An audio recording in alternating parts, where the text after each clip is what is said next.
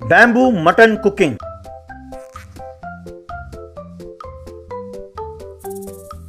सीताराम बाग नाम का एक गांव था। वहां रवि नाम का एक गरीब लड़का रहता था। वो गांव के भेड़ बकरियों को चराने जंगल ले जाता था।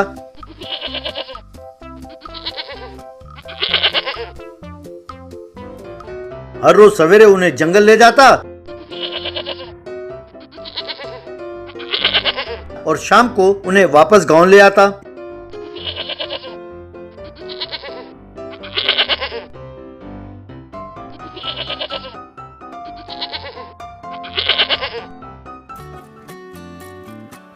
इसके लिए उन भेड़ बकरियों के मालिक उसे हर महीने तनख्वाह देते थे। वो पैसे ले जाकर वो अपने माँ को देता था। उसके पिताजी का कई साल पहले ही मृत्यु हो चुकी थी। पड़ोसी गांव में मुन्ना नाम का एक चोर रहता था। वो जेल से छूटकर बाहर आया। एक ढाबे में चाय पीता हुआ टीवी देख रहा था। टीवी में एक एंकर एक आदमी का इंटरव्यू ले रही थी। उस आदमी के पास ही बैम्बू मटन का सेटअप था। सर, आपने ये नया बैम्बू मटन स्टॉल खोला है ना? लगता है इसे देखकर काफी लोग यहाँ उमड़ रहे हैं। जरा हमें बताइए कि ये सोच आपको कैसे और कब आया? मैडम, हमारे परिवार में बहुत सारे डॉक्टर्स हैं। उनका कहना है कि सबसे ज्यादा फैट मटन में ही होता है। कहते हैं कि मटन को तलो या फ्राई करो या पकाओ, उसका फैट वैसे ही रहता है। तब मैंने सोचा कि यदि इसे बैम्बू में फ्राई करें तो कैसा रहेगा। इसमें हम तेल का बिल्कुल प्रयोग नहीं करते, इसीलिए ये सेहत के लिए हानिकारक नहीं है। मेरी ये सोच लोगों को अच्छा लगा, इसीलिए उमड़ कर आ रहे हैं। अरे वाह, ये काम तो बहुत बढ़िया है। 4 बांस के लकड़ी मिल जाए तो काफी है। ना कोयले की जरूरत, ना ही गैस की जरूरत, और पैसे खूब मिलेंगे। मैं भी कुछ दिनों के लिए चोरी सब बंद करके इस धंधे में उतरता हूँ। लेकिन बकरी कहाँ से खरीदूंगा? उन्हें खरीदने के लिए पैसों की जरूरत पड़ेगी ना। ऐसा वो सोच रहा था। तभी उसकी नजर रवि पर पड़ी, जो बकरियों को चराने ले जा रहा था।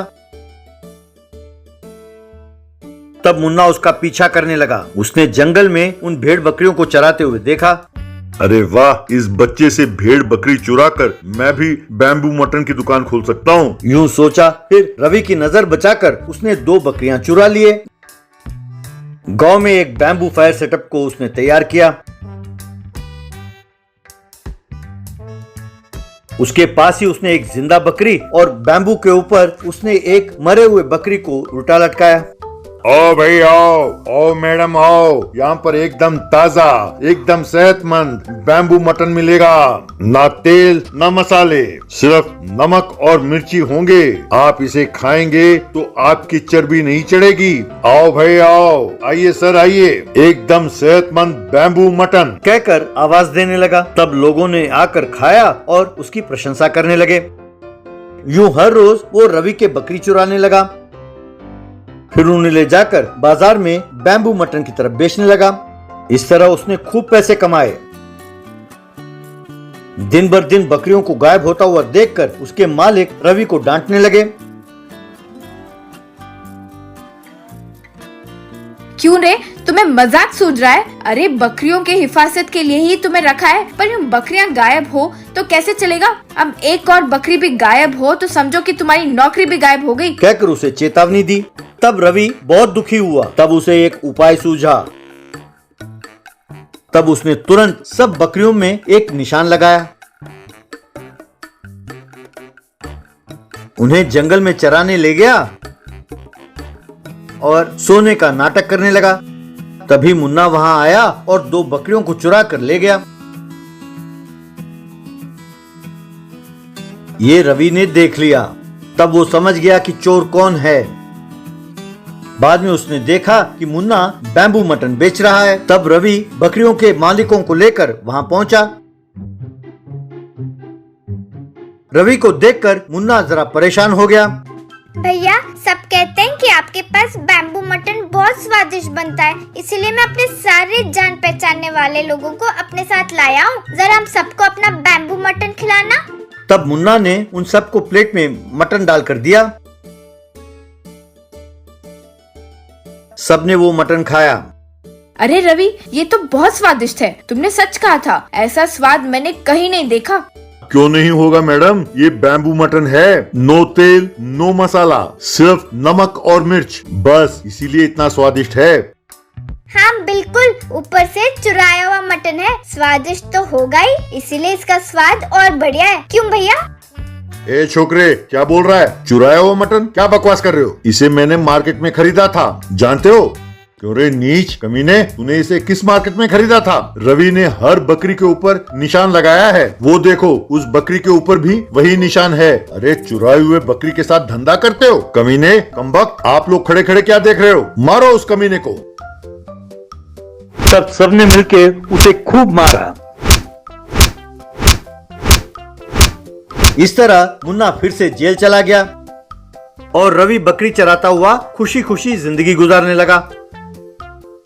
बाहुबली डोसा चैलेंज। गोरखपुर नाम के गांव में गोविंद नाम का व्यक्ति रहता था। वो बहुत लालची था। गोविंद के पिताजी रतन बहुत ही ईमानदार व्यक्ति था। वो उस गांव में एक ढाबा चलाता था। बहुत ही कम पैसों में अच्छा भोजन और नाश्ता कराता था। लेकिन गोविंद को ये सब पसंद नहीं था। वो चाहता था कि कम समय में ज्यादा पैसे कमाया जाए। एक बार रतन बीमार पड़ा और उसने खाट पकड़ ली। इस मौके का फायदा उठाकर गोविंद ने उस ढाबे पर कब्जा कर लिया। सारे आइटम के दाम बढ़ा दिए। कुछ दिनों बाद रतन बिल्कुल ठीक हो गया। वो गोविंद के पास गया। मैं जब बीमार था तो तुमने इस ढाबे को बड़े अच्छे ढंग से चलाया बेटे। अब मैं बिल्कुल ठीक हूँ, अब मैं संभाल लूंगा इसे। तुम बहुत चला चुके हो पिताजी, एक भी रुपया नहीं बचा पाए, और मुझे देखो थोड़े ही दिनों में मैंने कितना लाभ कमाया है। तुम देखते जाओ, मैं अपनी होशियारी से सारा घर पैसों से भर दूंगा। अब तुम चिंता छोड़ दो और घर में बैठे रहो। बस मैं तुम्हें 2 वक्त का खाना खिला दूंगा, और अगर ये सब पसंद नहीं है तो घर छोड़कर जा सकते हो। ये सुनकर रतन बहुत दुखी हुआ। कुछ दिनों बाद गोविंद ने बाहुबली डोसा चैलेंज कहकर एक नया स्कीम निकाला।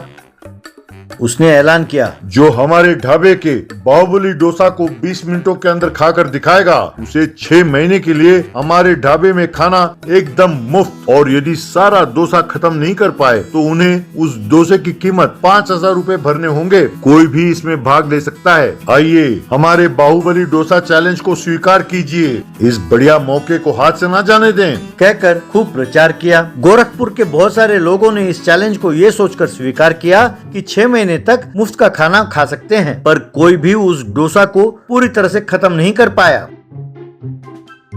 यूं हार कर सब ने गोविंद को 5-5 हजार रूपए दिए। ये सब देखकर रतन, देखो बेटा, तुम बिल्कुल गलत कर रहे हो। लोगों को उल्लू बनाकर उनसे तुम पैसे छीन रहे हो। बहुत हो चुका ये तमाशा, अब इसे बंद कर दो। गोविंद को बहुत गुस्सा आया। देखो पिताजी, आपने इतने दिन अपने धंधे को बढ़ने नहीं दिया। मैंने अपने दिमाग लगाया और इसे यहाँ तक ऊपर उठाया। आपसे ये सब बर्दाश्त नहीं होता है। मैंने पहले ही कहा था कि आप चुपचाप एक कोने में पड़े रहो। मैं आपको 2 वक्त का खाना डाल दूंगा।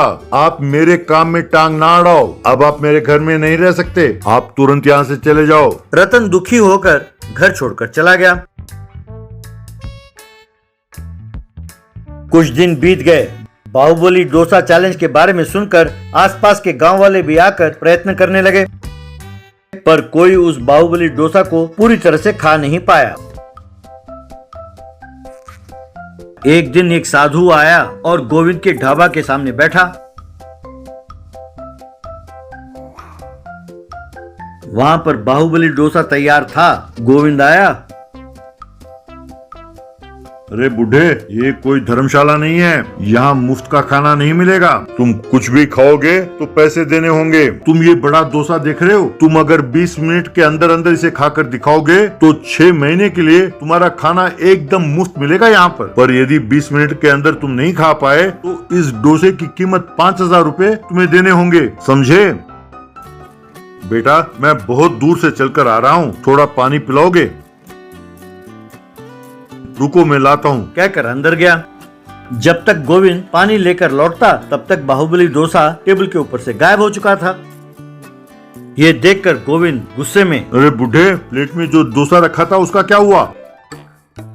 बहुत भूख लगी थी बेटा। तुमने कहा था ना कि 20 मिनट के अंदर अगर मैं इसे खा पाया तो 6 महीने तक तुम मुझे मुफ्त खाना खिलाओगे, इसीलिए मैं इसे खा गया।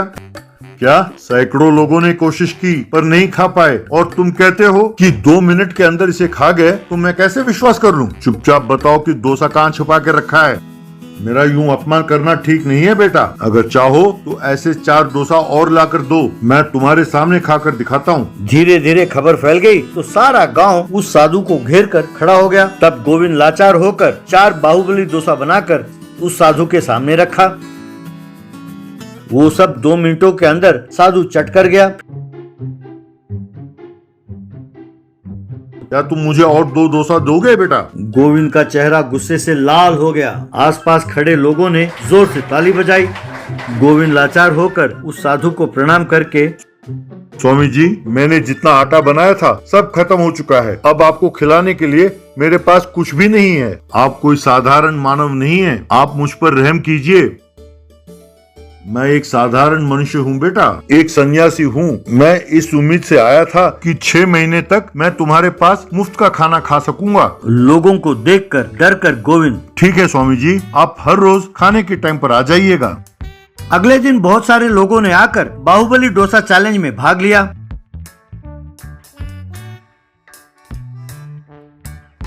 सबने 10 मिनटों में ही बाहुबली डोसा खा लिया।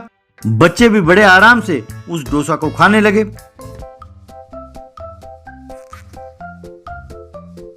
गोविंद ये सब देखकर, ये सब धोखा है, सब मिलकर मुझे धोखा दे रहे हैं, कहकर जोर से चिल्लाया। इसमें क्या धोखा है भैया? हम सब ने तुम्हारी बाहुबली डोसा चैलेंज में भाग लिया और हम सब जीत गए। 6 महीने तक तुम हमें मुफ्त में खाना खिलाओगे बस। तभी वहाँ साधु पहुँचा।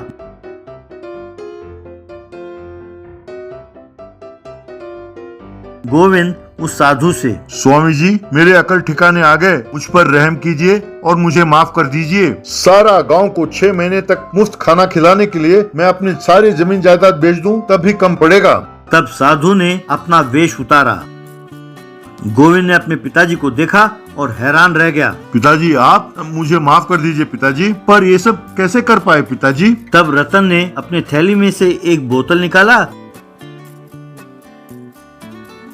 इसमें से अगर 2 बूंद भी अपने जीभ पर डाल दें तो जितना मर्जी खाना हो आराम से खा सकेंगे। जब मैं घर छोड़कर चला गया तो एक पेड़ के नीचे जा बैठा। तब एक साधु ने मेरी कहानी सुनी और मुझे ये दवाई दी और कहा कि तुम्हें सबक सिखाऊं। मेरे अकल ठिकाने आ गए पिताजी। आज से इस ढाबे को मैं बड़ी ईमानदारी से चलाऊंगा। आप भी मेरे साथ ही रहो। ये सुनकर रतन खुश हुआ। तुम्हारे पिताजी का लिहाज करते हुए बिना मारे हम तुम्हें छोड़ रहे हैं, आगे ध्यान से रहो, कहकर चले गए।